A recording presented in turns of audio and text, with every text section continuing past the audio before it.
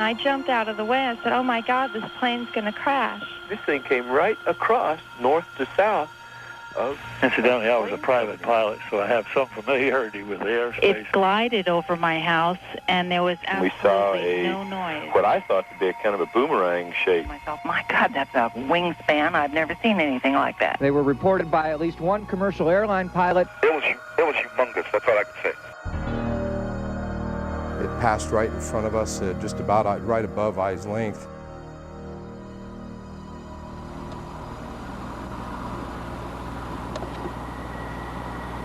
I don't hear anything, do you? No, I don't hear anything. What in the hell is that? It's wide.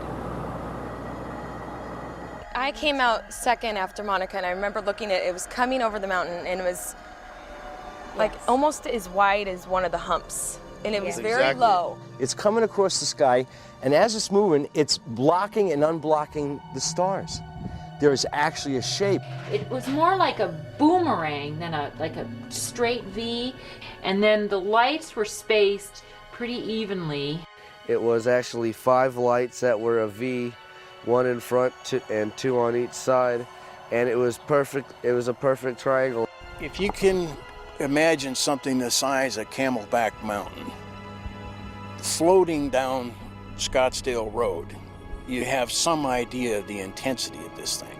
The object we saw, if we opened up a newspaper, you could not block out the object that we saw. People say, Mike, now you saw a B-2 bomber. My response was, we could land all 40 of our B-2 bombers on the wing of that craft.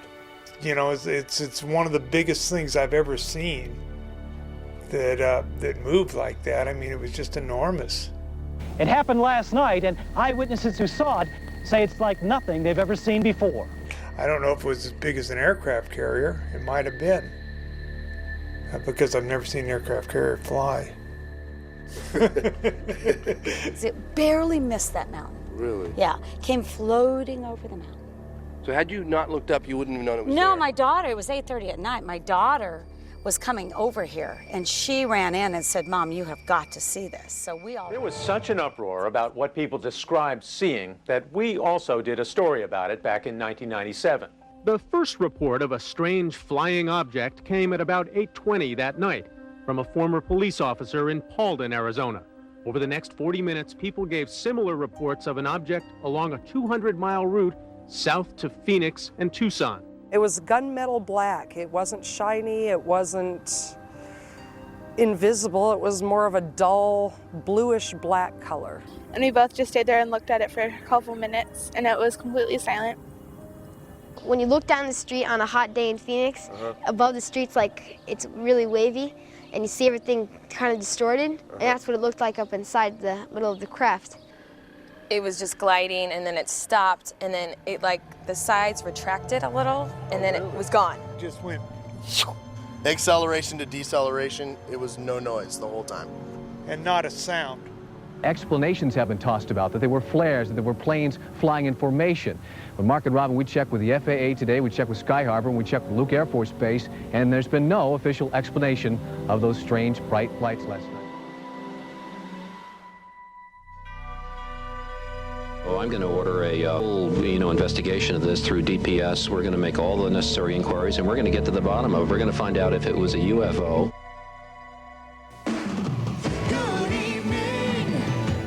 I'm Patty Kirkpatrick. Remember those mysterious lights in the sky? Well, the governor says there are new leads in the case. Good evening, Arizona. Governor is holding a news conference on the lights in the sky over Phoenix in March. Let's listen in. And now I'll ask Officer Stein and his colleagues to escort the accused into the room so that we may all look upon the guilty party. Don't get him too close to me, please. It's, Now, this just goes to show that you guys are entirely too serious.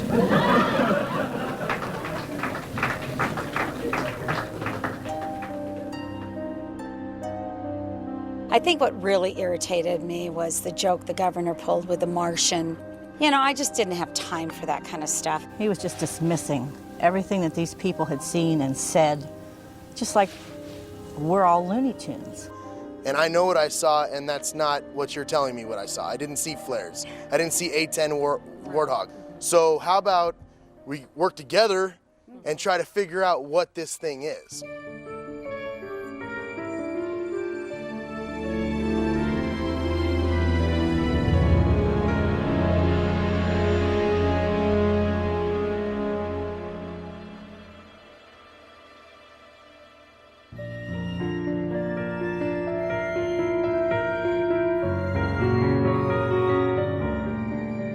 So when you hear someone says they saw a UFO, you think they're crazy? Yes, I think they're crazy, yes. What puzzles me is why people laugh at the subject of UFOs, but when the laughter stops, everyone secretly wants to know, are they real? You see that now? See a big one? See it going? Do you see it? With this. I don't know if I want to know if UFOs are real, because then that raises a lot of other issues. Who are they? Why are they here? Are they going to hurt me?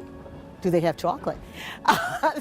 When I told my father I wanted to make a documentary about UFOs, he said I was crazy. In fact, my whole family did. And 95% of the time, this stuff is crazy. But the remaining 5%, that is what keeps me going. This man in the saucer, can you describe him? What year was this taken, do you know? I'm James Fox, and I've been curious about UFOs for a long time. And if you look down at the very bottom, there's the little disc. Very curious. Look at that.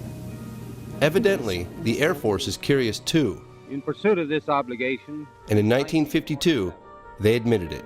we have received and analyzed between 1,000 and 2,000 reports. There have been a certain percentage of this volume of reports that have been made by credible observers of relatively incredible things. All blacked out? Wonder what was under there.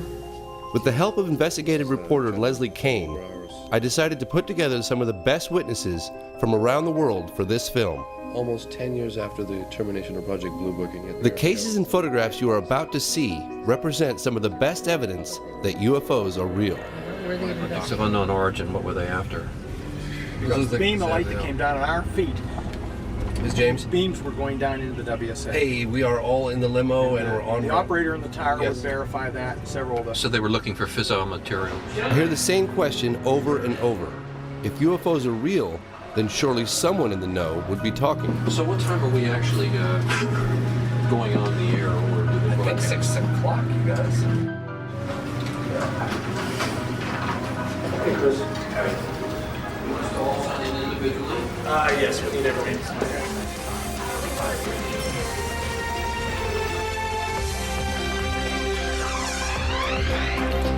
Good evening. A historic occasion will take place in Washington on Monday. Former high-level government employees, military officials, and pilots from all over the world will come together. They'll discuss their own UFO sightings and encounters, and they'll do it at the National Press Club in the nation's capital. This group has gathered together to call on the United States government to take an active role in investigating cases involving unidentified flying objects. James Fox, will you be there Monday too? Absolutely, yes. To establish the fact that the phenomenon is real and it's happening worldwide. Fife, are we now saying that the United States is taking this seriously, or is this just an event? I think the United States is taking it seriously, and they need to. It's long overdue. And you're going to moderate it, right? I'm going to moderate it. I'm Fife Symington. In 1997, during my second term as governor of Arizona, I saw something that defied logic and challenged my reality. Before this event, I met with the governor at his home to find out why he ridiculed the sighting. We were in the middle of investigating it and just couldn't get any answers. Paralleling that activity was this almost hysterical environment that was building, the hysteria. The governor told me what was actually going on behind the scenes. And we called Luke Air Force Base, and we called the FAA, and I called various touch base with people. I called my general at the National Guard. Nobody had an explanation. People just sort of said, well, we just don't know what it is. Phoenix Councilwoman Frances Barwood was one of the only elected representatives willing to push for an investigation. I would have thought that they would have wanted to do an investigation, but apparently they would rather ignore it. I don't know why. At Barwood's request, Senator John McCain looked into the matter personally. We asked the Air Force to look into it, and this was the first response that we've gotten. We're going to go back and ask them to look at it again. Senator McCain wrote letters to both the National Archives and the Air Force. Both claimed not to have jurisdiction over such matters. I was kind of surprised at at that response. But there are people who said they saw things, and whenever that happens, they deserve at least an investigation, it seems to me. The Air Force explanation eventually provided to Senator McCain was military flares dropped from A-10 Warthogs between 9:30 and 10 p.m.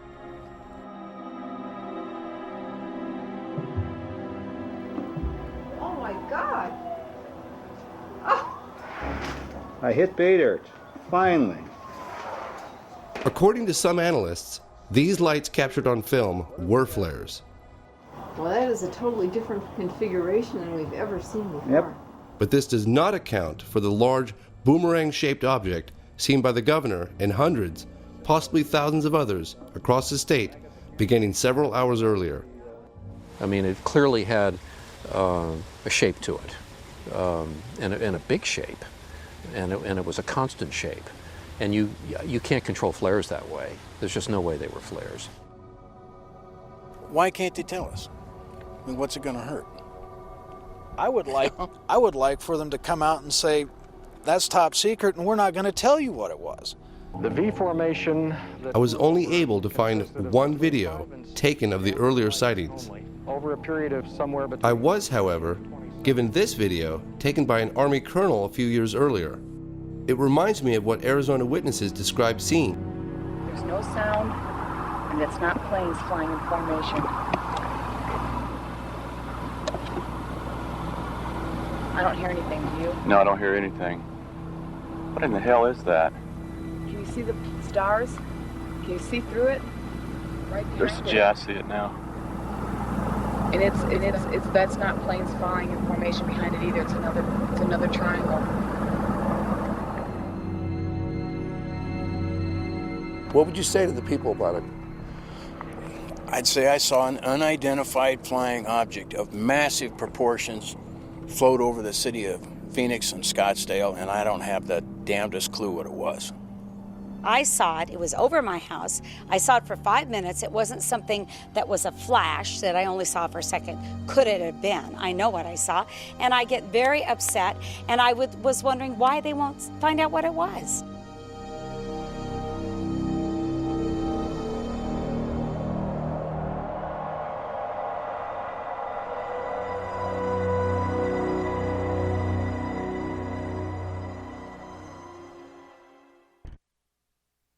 Governor Symington, I am Bill Burns from the History Channel.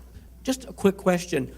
When you were giving your press conference back in Phoenix, were there any external pressures on you to diffuse the situation in the way you did, or did anyone instruct you not to comment on the truth of what was happening in Phoenix? Well, the only external pressure, and it was significant, was the fact that there was just this massive public reaction to the lights over Phoenix. I mean, we've just being inundated by the press and people coming into my office saying this thing is just reaching heights of hysteria and concern. I'd never seen that before. I mean, I'd been in office for quite a while, and I'd never seen kind of that reaction.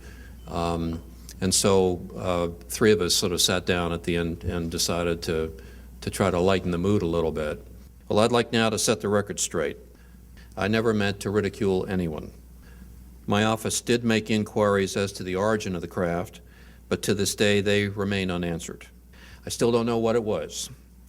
As a pilot and a former Air Force officer, I can definitively say that this craft did not resemble any man-made object that I'd ever seen. Well, I now know that I'm not alone in witnessing something extraordinary. That's the bottom line. There are many high-ranking military, aviation, and government officials, many of whom are here today, who share my concerns. Some of them have truly exceptional stories to tell. Hundreds of people saw a majestic triangular craft with a span of approximately 120 feet. Powerful beaming spotlights moving very slowly without making any significant noise, but in several cases accelerating to very high speeds. Physical traces on the ground from the craft were confirmed by the local police. The official conclusion of Japan in 1979 was that about 15% of the cases remained unidentified after careful analysis by our experts. Fue entonces que me acerqué a 100 metros del objeto. Tenía unos 10 metros de diámetro, estaba como esmaltado con una cúpula de color crema sobre una base metálica ancha y circular. No tenía motores, ni escapes, ni ventanas, ni alas o antenas. Carecía de todos los implementos típicos de un avión y sin ningún sistema visible de propulsión.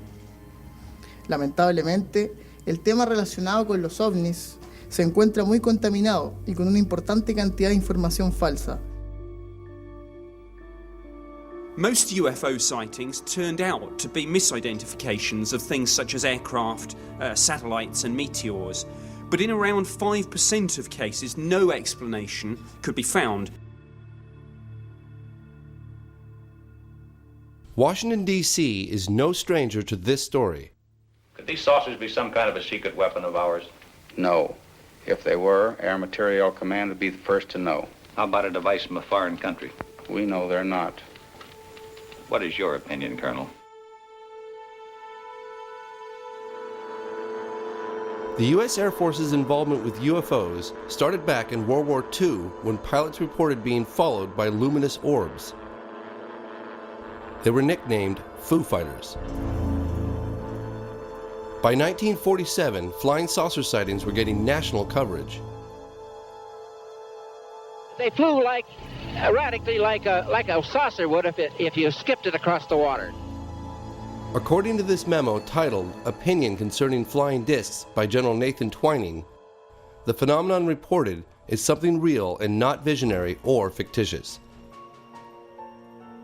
No, it just come up like that and then it tipped and just, really went. It didn't have no smoke, no motor, just the wind.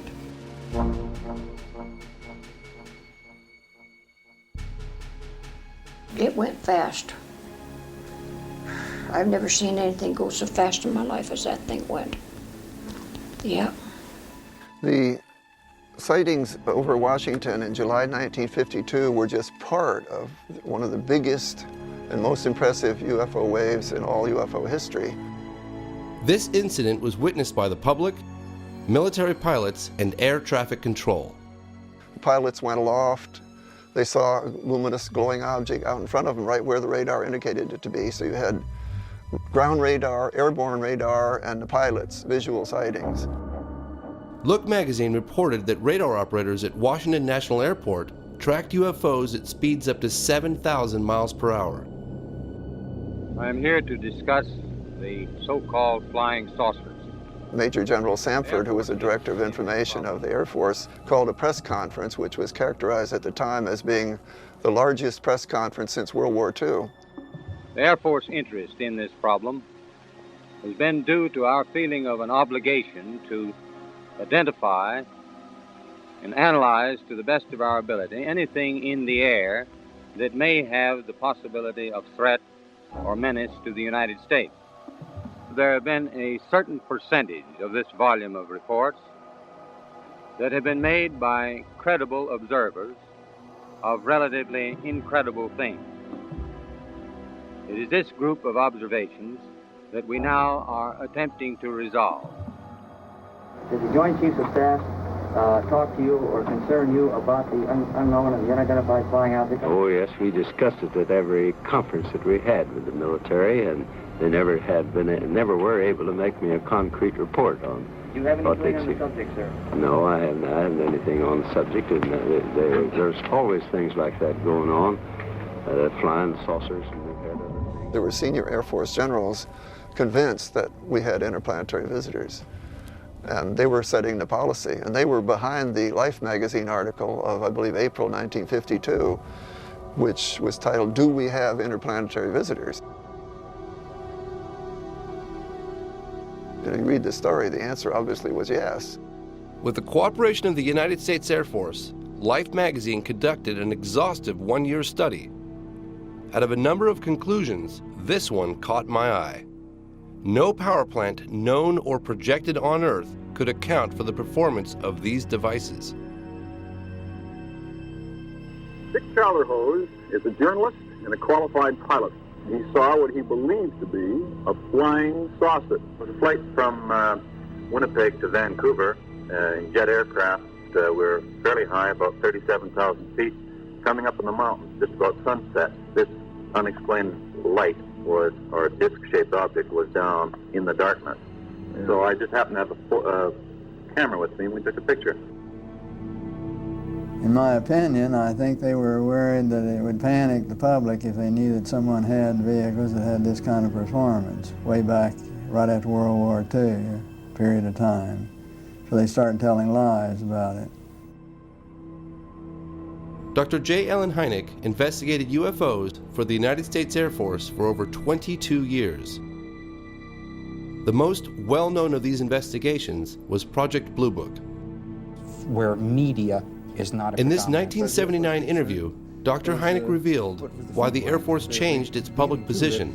They were strongly guided by the CIA, because the CIA was not concerned so much with UFOs as they were with UFO reports. They were afraid, actually, that if another nation wanted to perpetrate another Pearl Harbor, that if their agents spawned a bunch of false flying saucer stories, it might clog the military wires, as actually happened in 1952. So they devised the so-called Robertson panel, of which I was an associate member at the time. A very prestigious panel. I was one of the lower-ranking ones. They had Nobel Prize winners and whatnot on it. But at any rate, they handed down the dictum, which then became sort of the unwritten law of the Air Force: don't rock the boat, play it down, cool it, don't get the public excited. What is your answer to the people who are sure there are spaceships and they say that you and the Air Force are in cahoots?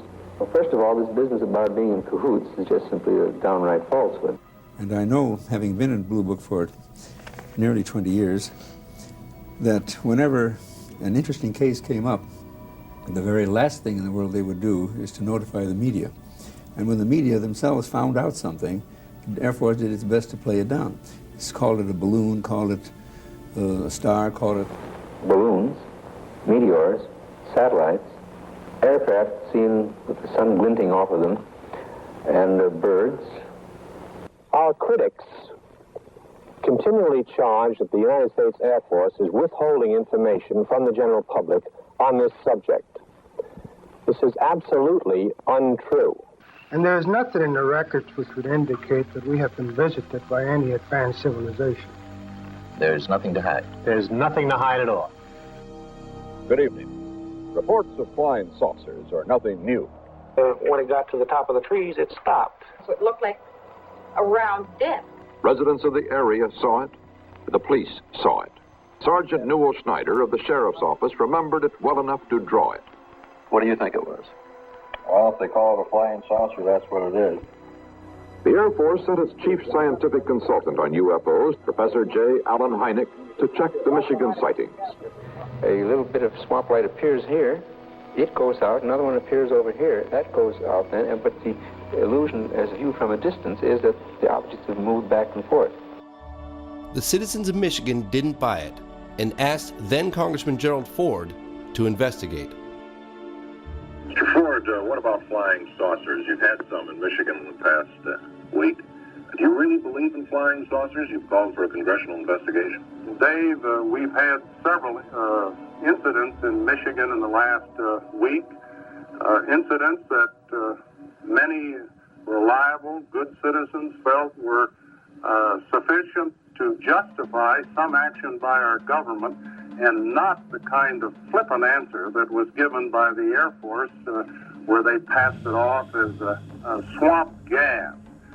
Now, this is not an attack on the Air Force spokesman or the project spokesman.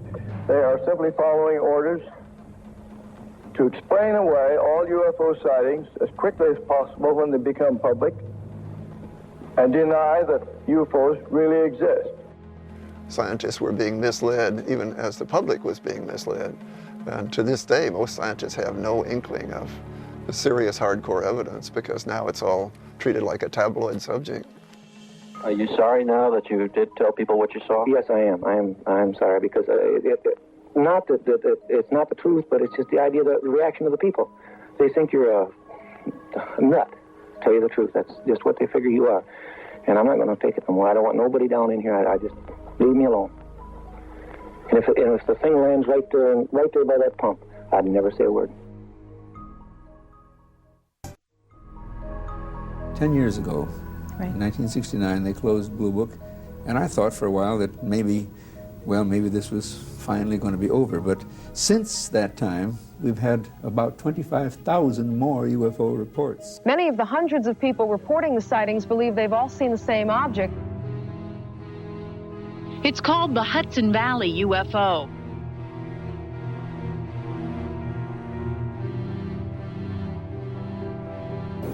Stop playing. I'm going to tell you something, honey. I don't know what the hell it is. It moved in a very straight line, very slowly. There was absolutely no noise.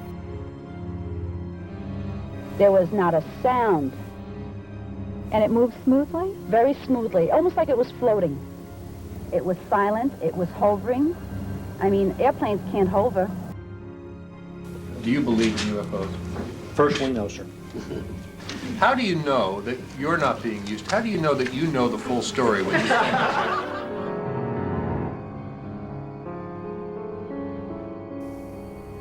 My name is Gary Tuckman with CNN, and this question's for the governor and Mr. Callahan. This really is a government that doesn't mind scaring us. We still have orange alerts and red alerts, and they scare us all the time. It keeps people in work. So I'm wondering why you think, and you just state that that's the reason and that's it. Was that really the motivation for a government that doesn't mind scaring us? If these phenomena are as technologically advanced as they appear to be, then one could say that we're completely vulnerable as a civilization. And that's, to some people, that might be horrifying. And I'm just speculating on that feeling of vulnerability. And so a lot of people like to say, well, you know, we're not vulnerable. That's just not true. That didn't happen. And they shut it out of their minds.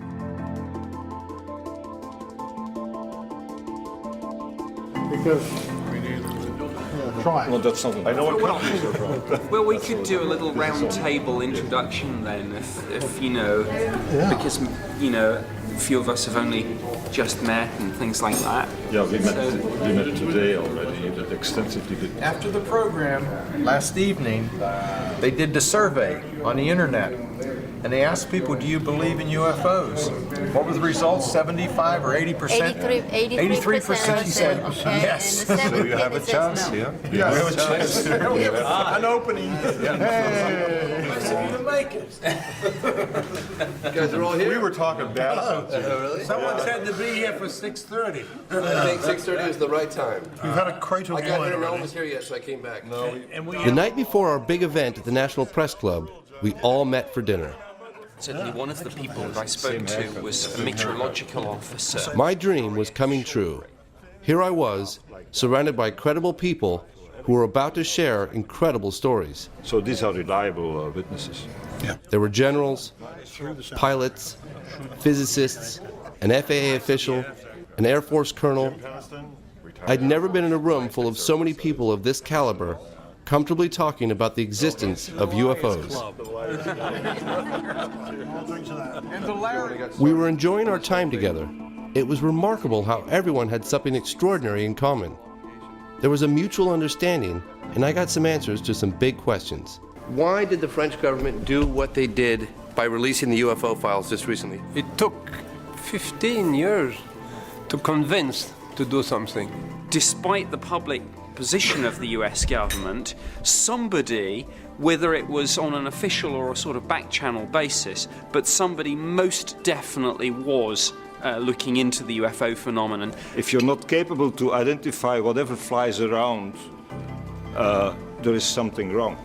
Could you say something very quickly? One of the things I always remember you talking about was when you'd be at a cocktail party and the subject would come up with UFOs, and you sat with one on the ground for 45 minutes and you'd bite your tongue.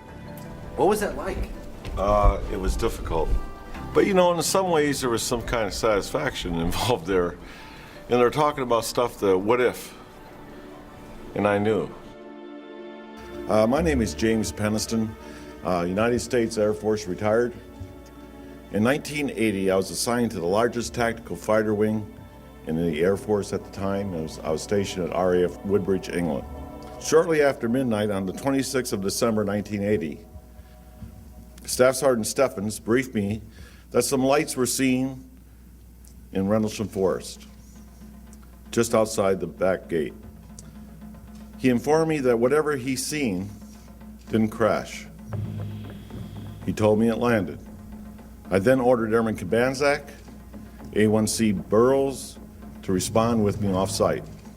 That night, we were on Security 1, which was in charge of mobile security for the Woodbridge base, and we responded to Jim Burroughs' sighting of something out on the edge of the flight line. The controller on the radio broadcast over the air that go down and check out a possible UFO. There was a craft of some sort that was sitting just inside the tree line. When we arrived to the suspected crash site, it quickly became apparent that we were not dealing with a plane crash, or for that matter, anything else we've ever responded to. Burroughs would say to Jim Pennison, "Do you see that? Do you see what's out there at the edge of the trees?" It was just bright lights, you know, and the only way you can describe it is, I guess you'd call it an object. At that point in time, 3 of us had direct observation of the craft. I then asked Airman Kabanzak to relay the radio transmissions back to our control center. Burroughs and I proceeded towards the craft. The only noise we heard out in the woods was the noise of the animals. Just as Burroughs and I entered the tree line, the shape of the craft was defined. The closer we got, the more the white light dissipated, but what appeared was a triangular craft. When we approached it, it was, I say it measured probably about 9 feet long, maybe 6 feet high, a little higher, maybe 6.5 feet. The lighting emanated from the fabric of the craft, and it would actually move around. I mean, it would move. You'd have different locations where maybe a little blue lighting was going into it, or maybe a little red. And then there must have been some type of lighting underneath of it because it silhouetted the aircraft itself. I went around and started doing a 360 walk around the area, taking, recording my observations. I was looking underneath the craft like that. I had taken quite detailed notes on that. Type of aircraft still unknown. No apparent landing gear. No sound, but appears to be pulsating somehow. Yeah, it was pretty nerve-wracking. I mean, there's something there right in front of you, you don't know what it is. I would go ahead and feel the craft, which was warm. There was static electricity in the air. Very warm to touch. Identifying markings are on left front side. As I came around to the one side of the craft, there was etching on the facing me just above the center part of the craft itself. Of course, this is done all freehand as I was walking around the craft, but these symbols ran from left to right across, and then underneath that line of symbols was this, which is triangular, and some type of circle here, some type of circle here, and a larger circle here. And of course, all this was filled in with the etching part of it. I was curious about the symbols that Jim Pennison copied in his logbook. I had these symbols enlarged and then showed them to cryptologist and mathematician George Daglish. I wanted to know if he had any ideas as to what they might mean. The first symbol looks to me like a vessel with a steering oar afloat in some sort of medium. The second symbol looks like a glyph associated with a mathematical idea known as the Fibonacci series, which is found everywhere in nature. And this is what we have here. The root of a Fibonacci series, 1, 2, and 3, taken as a whole, which is a rather clever glyph, all in one. Mr. Daglish stressed that this was only speculation, but I found his interpretations quite interesting, especially since I've always heard that the only universal language would be mathematics. From that glyph. So this is the last glyph, and how did you decipher this? They could represent an apse in an orbit, a perigee, or an apogee. And if they are apogees and perigees, it means that the orbiter is doing a highly precessive orbit, like that. So if you were going to survey a planet, and this is an orbiter, I assume, which would be a very sensible arrangement if you were using the vehicle as a surveying vehicle, because you would get a maximum look at the planet. I don't think they were trying to send us a metaphysical message about the beauty of life or the reason for the universe or anything like that, or their own existence. I think it's just more a utilitarian marking so that they knew what craft they were dealing with. I knew that that craft could not have been made by man.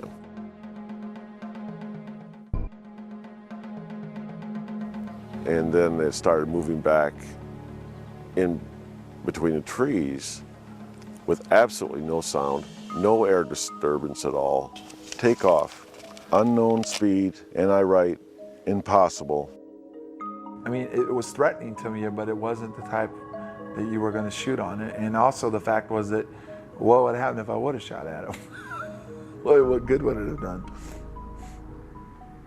That night, over 80 Air Force personnel, all trained observers assigned to the 81st Security Police Squadron, witnessed the takeoff. The information acquired during that investigation was reported through my military channels. The team and witnesses were told to treat the investigation as top secret. Thank you.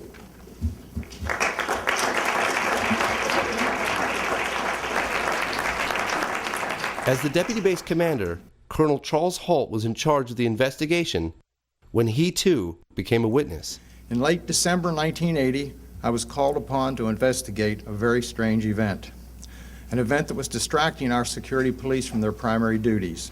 I believe that he went out there to debunk the whole situation, and I think he got in the middle of a situation he couldn't explain either. 2 nights later at the family Christmas party, I was interrupted by the on-duty police commander. He told of strange events and said it was back. Since my boss had to present awards, I was tasked to go out and investigate. I fully expected to find an explanation. During this entire event, I was fortunate to have with me my small pocket recorder. It's a little in near. What you're about to hear are excerpts from the original recording made that night. There's no doubt about it. There's some type of strange flashing red light ahead. It's yellow. I saw a yellow tinge in it too. Weird. And now we've got an object about 10 degrees directly south, 10 degrees off the horizon. And the ones in the north are moving, one's moving away from us. It's moving out fast. There's one on the right heading away too. Yeah, we're both heading north. Okay, here he comes from the south. He's coming toward us now. One approached at a very high speed and sent down a strange beam right at our feet. Now we're observing what appears to be a beam coming down to the ground.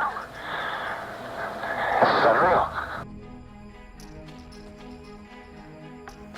Another object sent down beams of light into the weapons storage area. The whole time we had difficulty communicating with the base, as all 3 radio frequencies that we were using kept breaking up. I have no idea what we saw that night, but I do know with great certainty it was under intelligent control.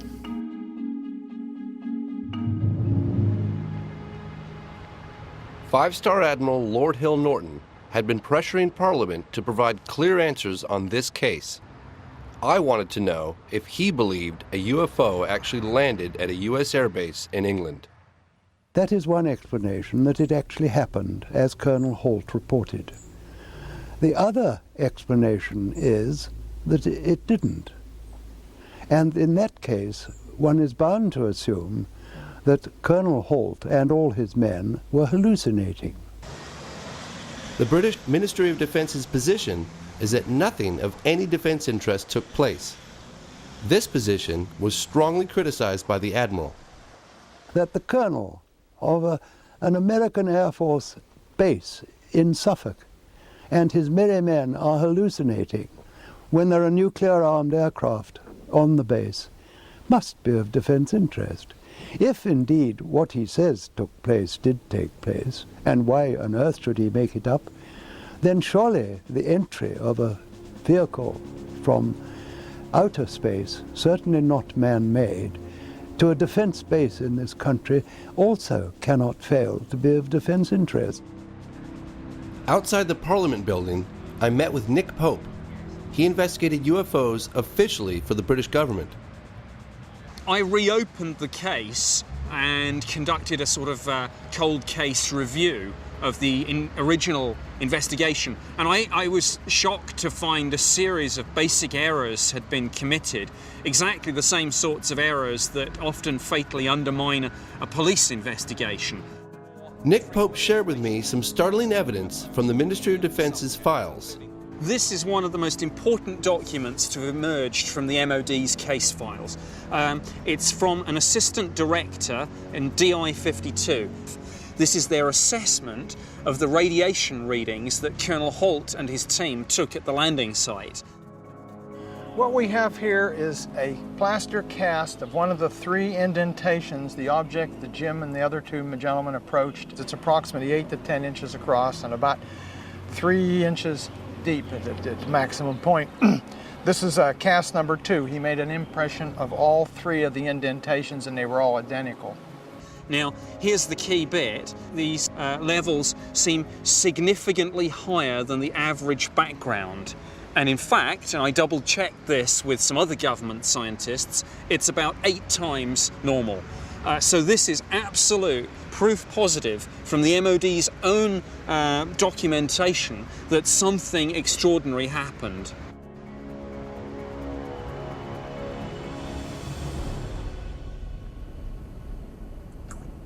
Back in America, I arranged a meeting between Colonel Holt and Sergeant Nevels, one of the men who was with him that night. Well, I don't believe it. Hello, sir. How are you doing today? It's been a long time. These men shared an extraordinary experience, one that puzzles them to this day. Still wobble a little bit, but I make it. I was glad to have brought them together after 28 years. If you've been there and done that, it's a whole lot different than the skeptics that we sometimes run around with, and they can't believe us. And a lot of the other people that were involved, especially Peniston and Burroughs and all, have had all kinds of complications and career problems. I did too. Peniston retired as a tech sergeant and probably should have made chief. There's no doubt about it. There's some type of strange flashing red light ahead. Step by step, Colonel Holt and Sergeant Nevels went over what happened that night. It's brighter than it has been. It's coming this way. It is definitely coming this way. What was going on right there? It was approaching us. Yep. No way of calculating how fast it was going. It was just gone. The turns were 90-degree turns. They were just abrupt. Right, and there's no way that anything we had in technology then, and I don't believe the technology we have today, would allow anything that we saw to make the turns the way they turned. We met with General Gordon Williams, the wing commander of the entire base. He would neither confirm nor deny the incident. He did, however, tell us how he felt about a leaked memo written by Deputy Base Commander Colonel Charles Holt. That went under the door and I didn't see it. Now, did he have a motivation in doing that? Did he think that if he brought it into me, I would have stepped on it? I certainly would have looked at it very carefully because it had some things in there that I don't think we were prepared to defend. Once that cat was out of the bag, I couldn't put Humpty Dumpty back together again, and it lived its own life. I just find this very interesting that the U.S. Air Force or government generally says that they don't investigate UFOs since the termination of Blue Book, and yet you're convinced that there was an investigation that took place. So who gave the orders to do that? It certainly didn't come from anybody that was normally on the base other than the OSI. I didn't tell my wife. I didn't tell my daughter. I had a top secret clearance, and when I was told to shut up, I shut up.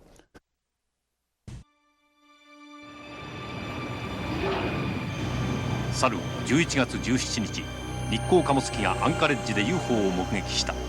そしてその事実が1ヶ月後、共同通信により新聞各紙に発表された。What I'm about to tell you is about an event that never happened.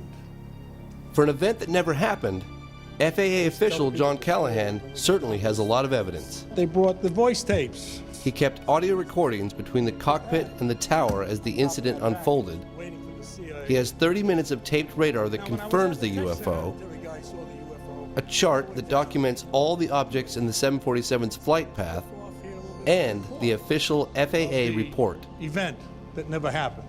According to Callahan, all of this was presented to the CIA in a private meeting. When the pilot first reported the UFO, he described it as a huge ball with lights running around it. He said it was about 4 times bigger than the 747 he was riding. And remember, the 747 has an elevator. And he's looking out the window and he sees something that's 4 times the size of his aircraft. What you're about to see and hear are excerpts from the actual radar and cockpit conversations as the incident unfolded.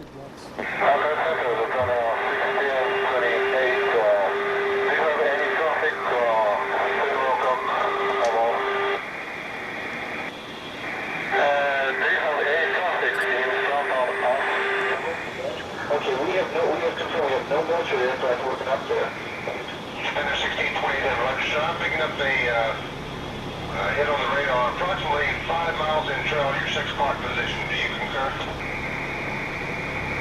And they're 1620 sir. If you're able to identify the type of aircraft, if you can tell whether it's military or civilian. It's been a week count on it.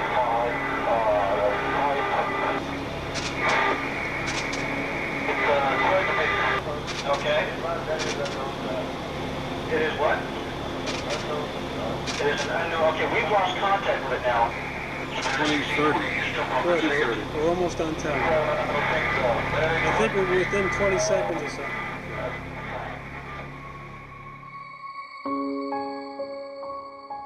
So one time he says it's over here at 12 o'clock and 8 miles, and when the antenna goes by, we see a target there. 10 seconds later, it is now behind him, 6-7 miles behind him. So it's going from 8 miles out here to 6 or 7 miles back here, really in only 5 or 6 seconds. When I went back to headquarters, I gave Admiral England a quick briefing and showed him the video. He set up a briefing with the President Reagan scientific staff. He told me my function was to hand this operation off to those people. And those people ended up being the CIA, the President's group, a bunch of grunts that came to the meeting. The CIA said to all the people there, this event never happened. We were never here. And you're all sworn to secrecy. We are confiscating all this data.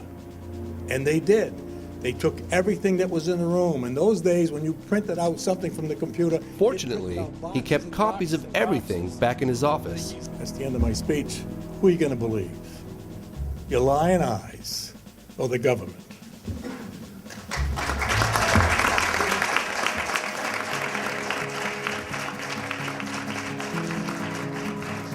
And how do you feel about your husband coming forward? Well, I think that's John. John is comfortable in what he says and what he does, and that what he sees, he will tell what he sees, and I don't think anybody is going to tell him that he can't. And I'm proud of him. I think he does a good job, and he's telling the world what it should know. One of our greatest success stories was getting General Jafari from Iran to D.C. It took 3 months of negotiations to get his visa. Jafari was one of 2 Iranian fighter pilots ordered to intercept a UFO hovering over Tehran, Iran in 1976. The pilot in the first jet lost instrumentation and communication when he got too close to the brilliant object, so he headed back. About 10 minutes later, they scrambled a second jet which I was piloting. General Jafari scrambled his F-4 Phantom jet to get a closer look.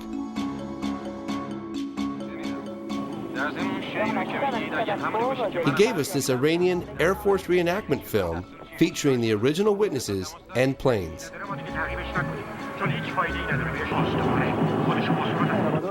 Even though Jafari's F-4 fighter jet was traveling at the speed of sound, it was nowhere near fast enough. Imagine, when I was looking here at about 70 miles out, and he jumps all of a sudden 10 degrees to my right, In this angle, 10 degrees, this part which it was traveling becomes about 26.7 miles per moment. I don't say per second, maybe less than a second. Jafari was flying towards the UFO when a smaller object separated from it and headed right at him. His only instinct was to shoot at it. But that turned out to be a bad idea.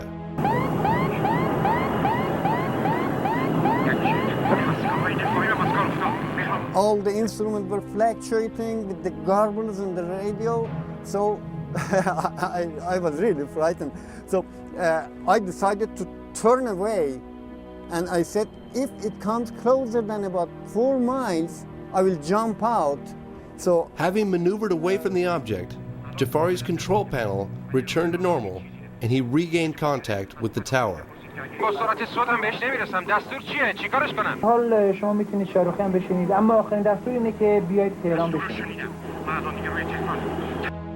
Despite the United States government's claim that they have not investigated UFOs since the closing of Project Blue Book in 1969, this Defense Intelligence Agency report, made in 1976, indicates otherwise. It was obtained through the Freedom of Information Act. So you think the reason why they're not telling us is because they can't trust everyone?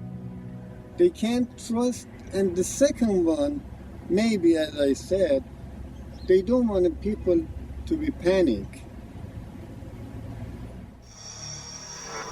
Now, we don't take sides on 360. We like to present you with facts and information from different angles and let you make up your own minds about things. That's particularly true with mysteries.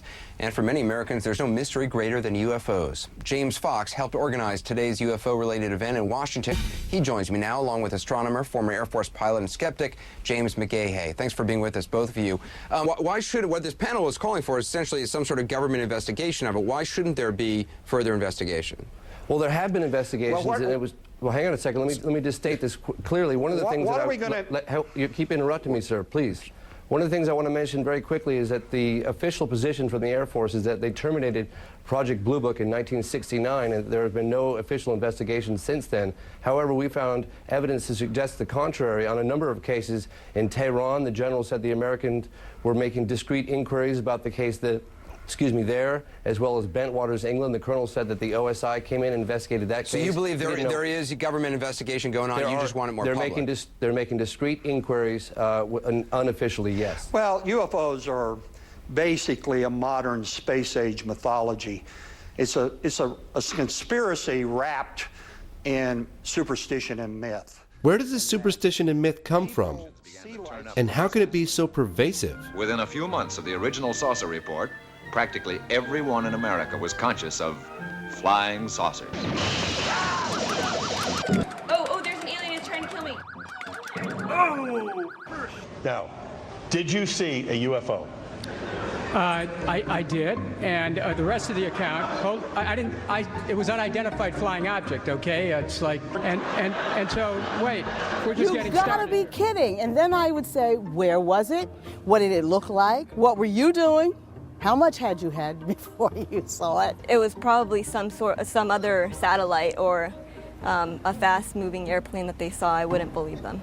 I mean, I know there's been sightings, random, not well documented. Well, Jay Leno once asked, if these extraterrestrials are so highly evolved, how come it is that they only address people named Bubba who are out hunting and fishing?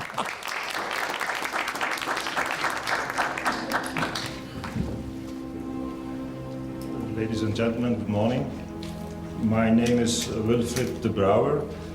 I'm a retired Major General of the Belgian Air Force, and I was Chief Operations in the Air Staff at the time that an exceptional UFO wave took place over Belgium. The nature of this sighting was such that people identify a large triangular platform with very intensive spotlights and also hovering, being static at a certain moment, being able to fly at very low speeds and then accelerating to very high speeds in seconds. In addition, these objects didn't make any noise. It was only a humming noise.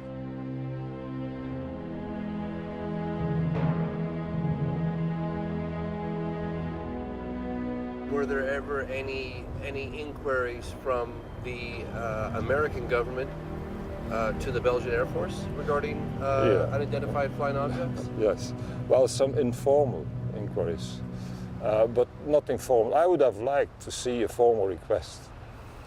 But some people came to my office and asked about this phenomenon and also what we thought about it. And asked to have a copy of a video which was taken by one of the aircraft which tried to intercept one of these objects. And I said, yes, you can have a copy, providing there is a formal request. And we never received a formal request.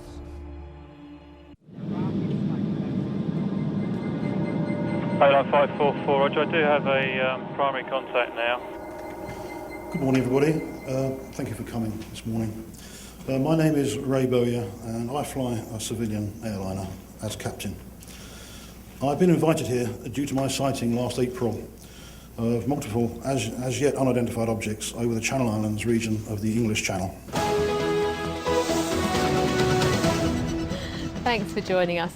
Pilots and aircraft passengers have confirmed sightings of a large unidentified flying object off the coast of Guernsey. The mysterious shapes were spotted earlier in the week and are described as a long, motionless object that measured up to a mile wide.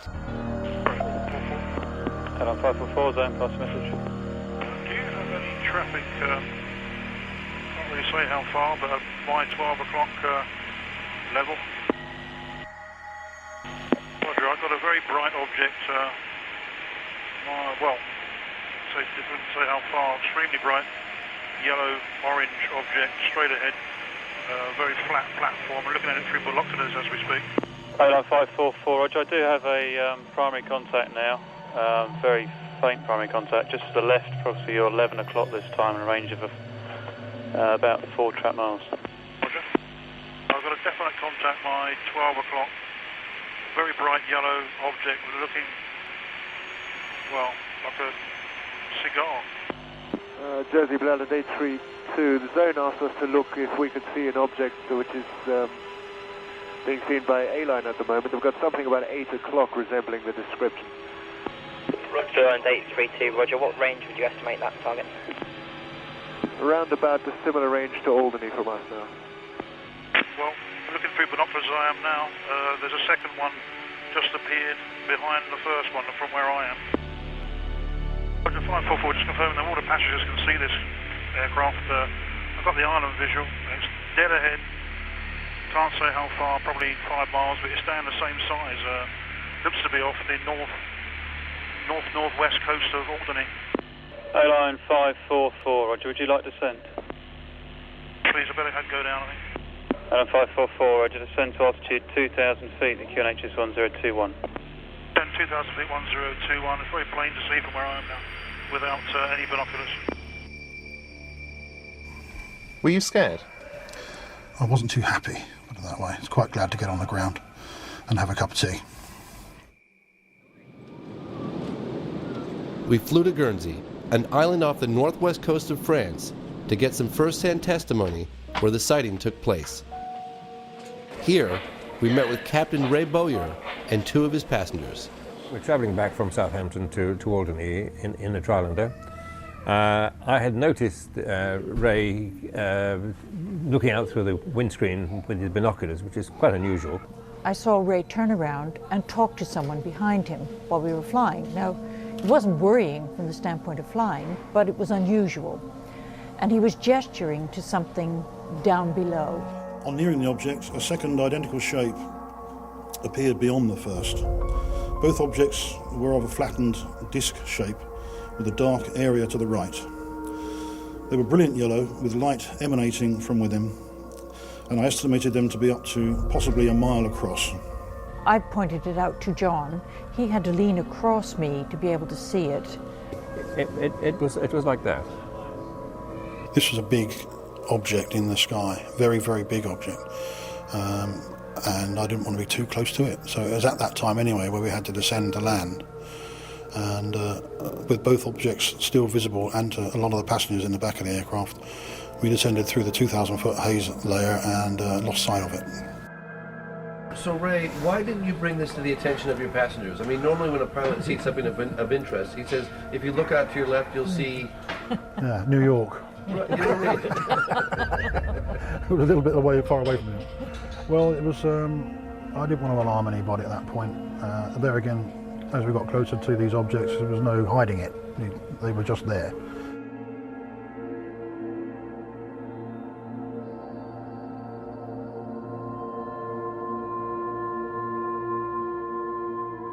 Taken note of some of the differences between the British and the US reporting system. It appears that attitudes on opposite sides of the Atlantic are very different when it comes to the required reporting and recording of this type of event. I would have been shocked if I was told that the CAA in UK would obstruct an investigation, or if the CAA told me that what I had seen was something entirely different.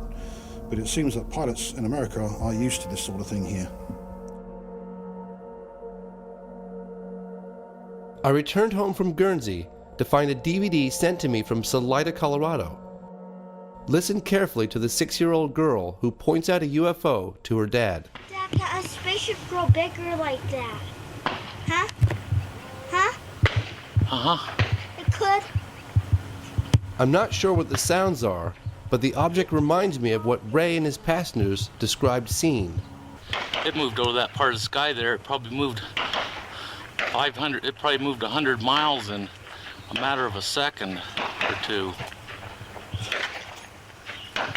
These up there now, you know. You see that now? See a big one? See it going? Do you see it? Oh, you can't see it. I can't see it with this.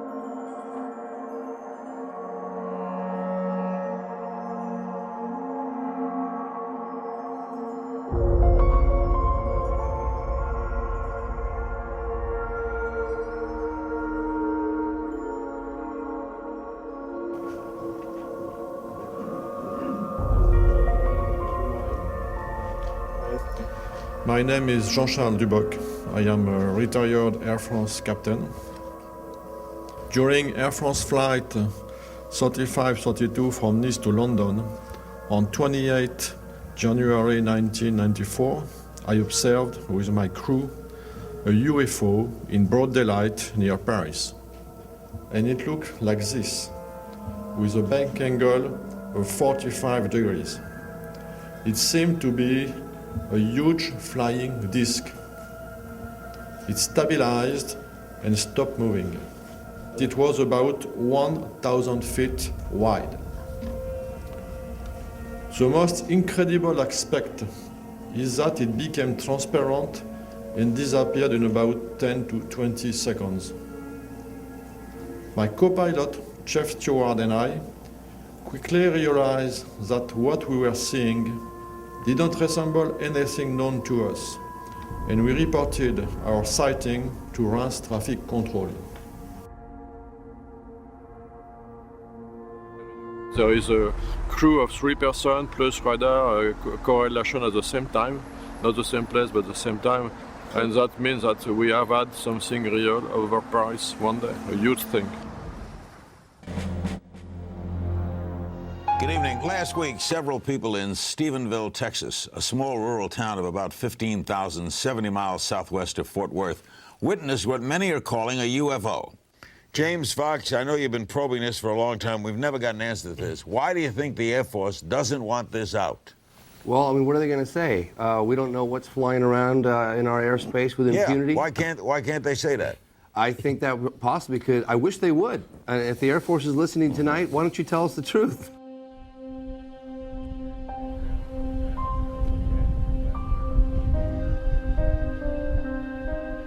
Well, I came in on Tuesday night, a week and a half ago, started down the driveway, and I looked back here to the southwest. just past the windmill, so I'd say maybe 5 miles away, there was a real bright light came on. It was almost as bright as like a welding arc. One of the guys that was at my house that night called up and said that he wasn't coming back to my house until we got armed guards. And I said, why is that? And he said, well, there was a UFO flew over your house Tuesday night.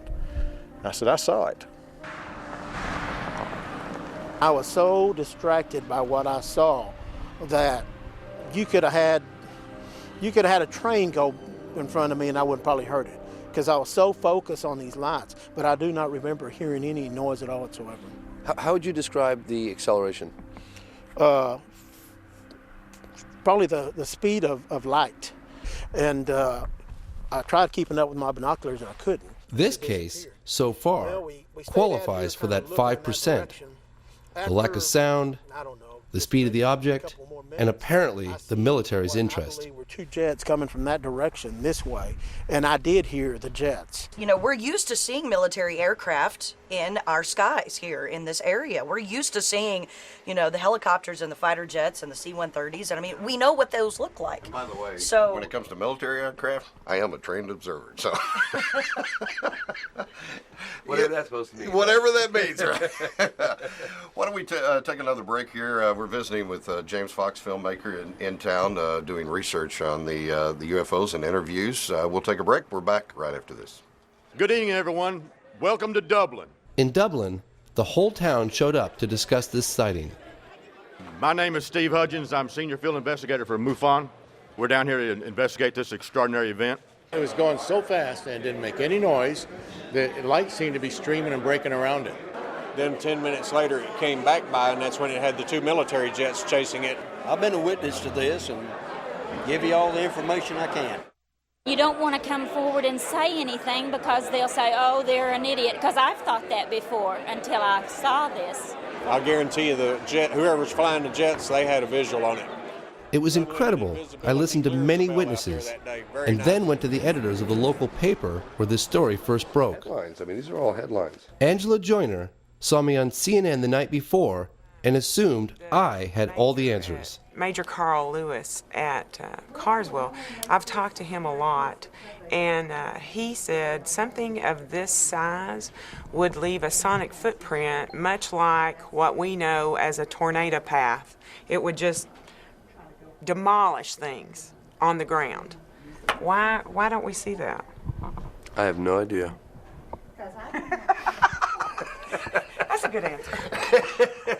Angela and local radio station Mandatory FM introduced me to Ricky Sorrells.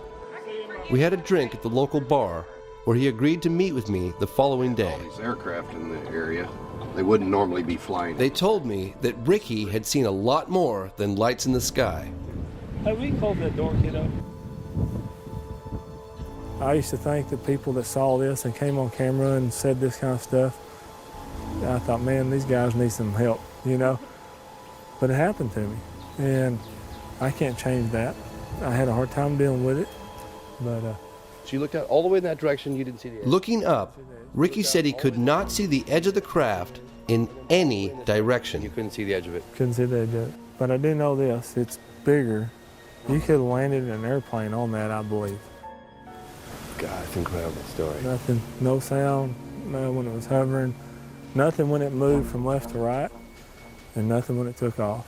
And holding his rifle and sometimes actually looking through his scope, Ricky stood under the craft for about 3 minutes. I don't know if you've ever been in that situation, but no, I certainly haven't. I've been in it only very few times in my life, but I had to slow my mind down to actually think about what to do with it, the information that I was receiving for the first time. And that's what I did. I studied it. You know, I seen no nuts, bolts, rivets, seams, no welds, none of this. It looked like a piece of sheet metal. You know, it wasn't shiny. It was a dull, I don't know what you call it, matte finish maybe. And this is what I had a hard time with, was if something was to leave, in my mind, it should pivot up and go, like an airplane would. This did not do that. This stayed completely flat, and it went at a 45-degree angle away. And it took off at such a high rate of speed that no way I can describe it as if I would have blinked. I would have thought it just disappeared. On January 21st, 2008, Robert Powell and Glenn Schultz received radar data from the FAA. This image was created directly from that data. Each black dot, and there were over 140, represent radar confirmation of an unknown object whose flight path is seen heading towards Crawford Ranch. I just want to know what it is. You know, why was it here? What was it? Is it ours? You know, that kind of thing. Although the military initially denied being in the area, the official explanation from the Air Force is now a flight of F-16s. After each witness I meet, I find it increasingly difficult to accept the military's response. I've actually stepped back and tried to view the big picture.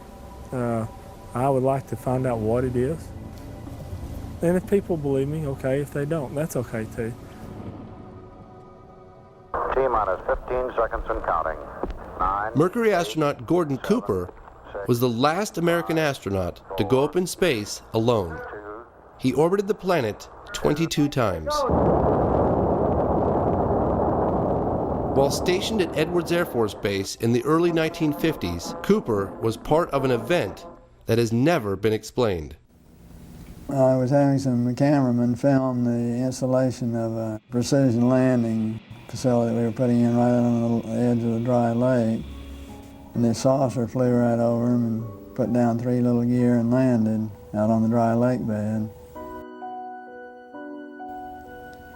And they went out, picked up their cameras and moved on out toward him filming.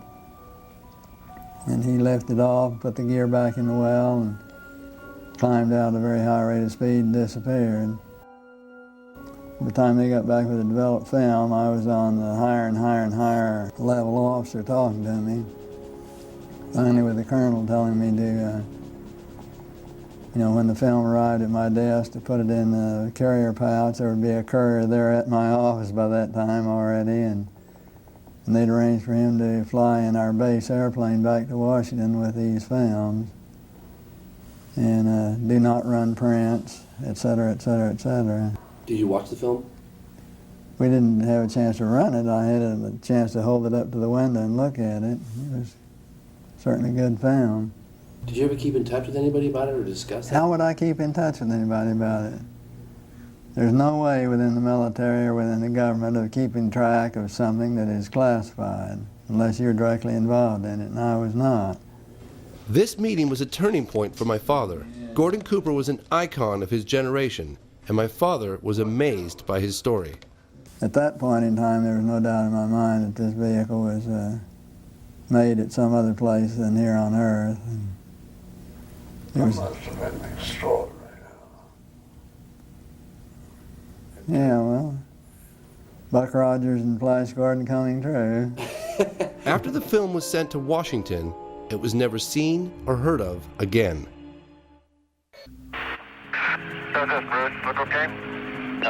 Apollo 14 astronaut Edgar Mitchell was the 6th man to walk on the moon. He has met with people in military and government positions from several countries who have privately shared with him information about UFOs. Seem to be well-documented events that represent flying craft that do not match anything we have in an earthbound arsenal. I felt that Dr. Mitchell would know the reasons for secrecy.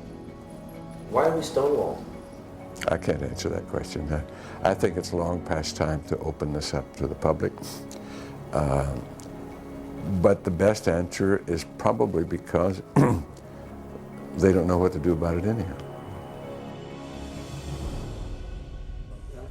My father and I caught up with President Carter at a book signing in San Francisco. What happened to the UFO issue? What happened to The UFO issue. I don't really know what happened to it. I saw one, but I don't know what, it just disappeared. Did you ask when you were president? What he said? Yes, but there's a lot of different answers, and nobody has proof of things.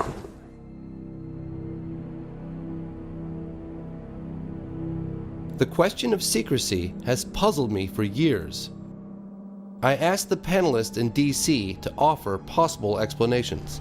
Some of the questions that Man on Street have, and whoever wants to address this can, is why, in your opinion, would any government hide this from the people or not disclose this type of information of what's going on? And when there are witnesses or sightings coming in, they are very reluctant to pick up the issue, to investigate, because they have no structure and they don't know how to handle it. Si existe una amenaza de origen desconocido que no tiene explicación, eso podría amenazar este sistema de conservación de poder. I suspect there are at least 5 agencies in the U.S. government that have investigative capability and do maintain files on UFOs. The public opinion, I think, is asking for information and is ready to believe that there is something serious. If we can convince the government, it could change. Good morning, ladies and gentlemen. My name is Jean-Claude Ribes, and I am an astronomer working for the French Centre National de la Recherche Scientifique from 1963 to 1998. I contributed to the French Cometa report, a 3-year military study on UFOs and national security, released in 1999. Cometa translates as Committee for In-Depth Studies. It was, in essence, a high-level think tank.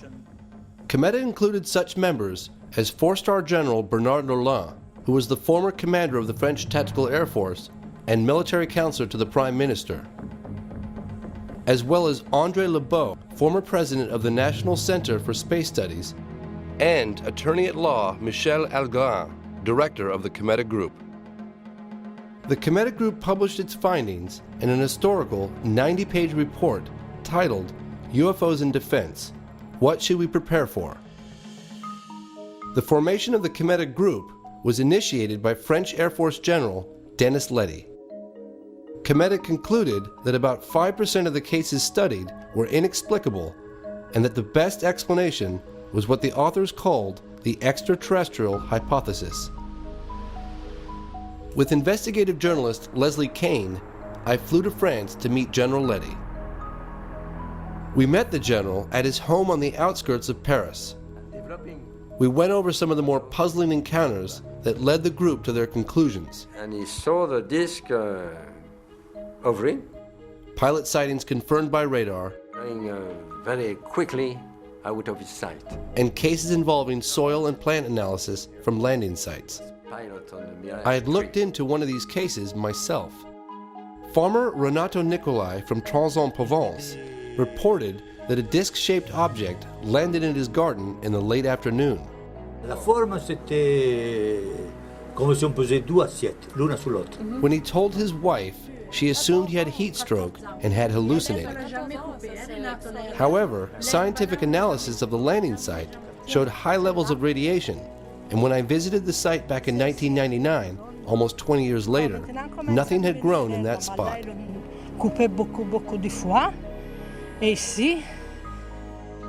The town of Trans-en-Provence labeled the farmer a flying saucer fanatic. Je peux pas dire que c'était une soucoupe volante, que c'était... J'ai vu quelque chose, oui. Il s'est posé, il est reparti. What we're looking at? I mean, what is this photograph? General Letty also shared with us some impressive photographic cases. One of these was featured on the cover of the Cometa report. So it's mapping? Is it mapping the ground? Mapping the ground and developing... A mapping plane from the government of Costa Rica was flying at 10,000 feet. It had a high-resolution camera running automatically under the fuselage, taking a picture every 17 seconds. On one of the frames, this object was captured.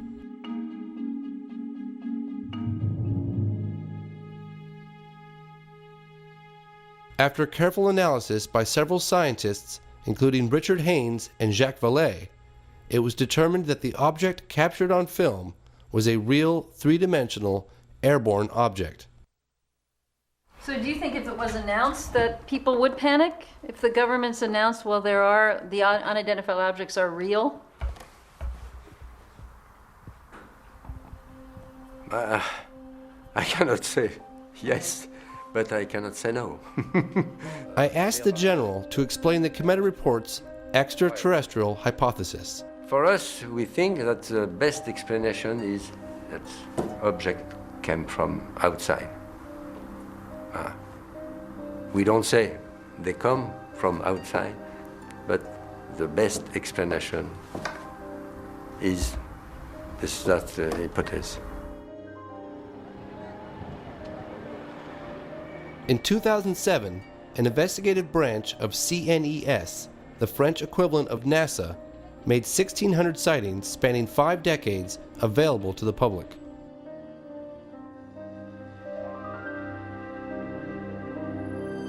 I asked CNES for an interview. I wanted to know who allowed the release of these files and why.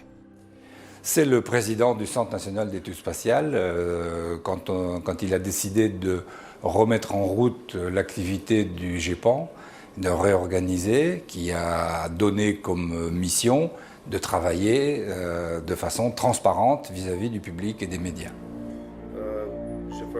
We reviewed several extraordinary cases. Some even involved landings. I asked him what his personal beliefs were. Je crois que probablement nous découvrirons dans le futur que peut-être il y a de tout et que certains cas sont peut-être des visites extraterrestres, mais d'autres cas seront probablement des observations naturelles qu'on n'arrive pas encore à expliquer aujourd'hui. Et ça, c'est grand comme histoire. C'est grande histoire, oui. C'est un grand projet. Ouais. Big job. Huge job.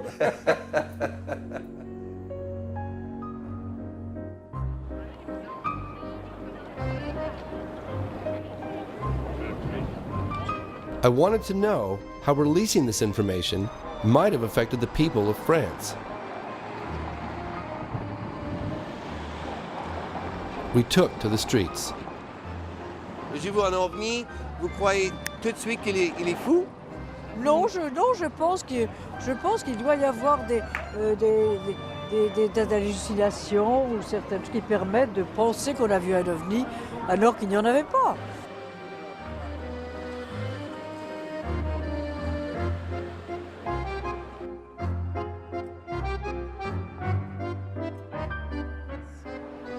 Does it make you scared? Yeah. I'm scared too that they're going to come and they're going to be hostile and they're going to try and they're going to hurt us or do something to the world. Do you think governments know more than what they're telling us? Apart from American governments. Yeah. Est-ce qu'il est possible que ça peut venir ici? Pourquoi pas?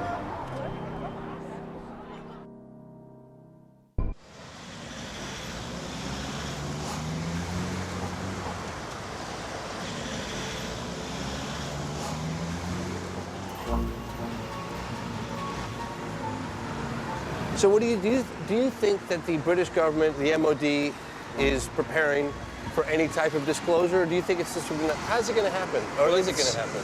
It's not going to be, as I say, disclosure with a big D. Right. It's going to be disclosure with a small d. In other words, we will be releasing the files, but... In May 2008, the British government began the process of releasing its entire archive of UFO files. From 1991 through to 1994, I was the desk officer responsible for these investigations. And these cases included incidents where reliable witnesses, such as police officers and pilots, reported structured craft performing speeds and maneuvers significantly in excess of anything that they'd seen military jet aircraft perform.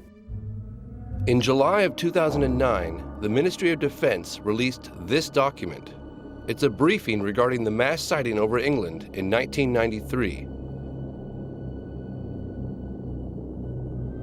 In summary, it states, there would seem to be some evidence on this occasion that an unidentified object or objects of unknown origin was operating over the UK. To the skeptics who say there's no evidence, I would say this. The Ministry of Defence in the United Kingdom has received 10,000 UFO reports since 1950. Not just lights in the sky, but structured craft, sometimes tracked on radar. But don't take my word for it. All this can be viewed at the National Archives on the Ministry of Defence website. So the evidence is right out there. The phenomenon has not changed a great deal. It has not changed materially since 1947. And I'm quite sure that neither we nor the Russians had anything like the capabilities demonstrated by the UFOs in 1947. I don't think we have now. Thousands of witnesses now, credible witnesses, which can confirm that indeed this so activities which cannot be related to terrestrial activities. They're not aerodynamic. There's something else. And the suspicion is that they're anti-gravity or some kind of electromagnetic gravitic drive to them, which would explain a lot of things that goes on, including the electromagnetic effects on vehicles and so forth. Furthermore, it is not customary for countries to test their secret weapons or secret devices in 133 different countries all over the place. And also, from a moral standpoint, I doubt very much that we would have sent astronauts to the moon using antiquated chemical fuels if we'd had a way of doing it much more efficiently. If we have, then it's criminal that's being kept strictly in military hands, because this would solve all of our energy problems in the world.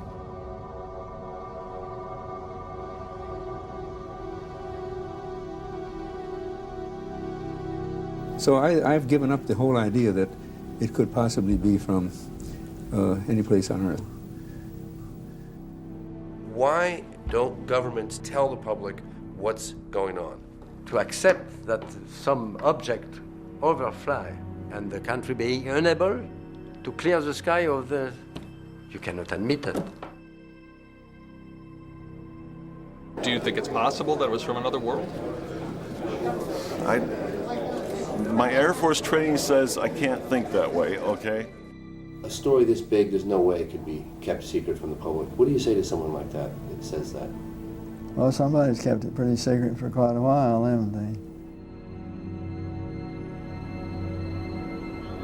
they? Our country needs to reopen its official investigation that it shut down in 1969. The United States government can no longer shun an international dialogue about this phenomenon, and we invite the government to work in cooperation with countries as represented on both sides of me here today. This position is supported by President Clinton's former Chief of Staff, John Podesta. Podesta, also an advisor to President Obama, spoke at a 2002 press conference organized by the Coalition for Freedom of Information. I think it's time to open the books on questions that have remained in the dark, on the question of government investigations of UFOs. It's time to find out what the truth really is that's out there. We ought to do it really because it's right. We ought to do it because the American people, quite frankly, can handle the truth. And we ought to do it because it's the law. Bring up these witnesses from the Air Force and the National Aeronautics and Space Agency. Have them interrogated by members of the House or Senate committee. Let them put their records on the line.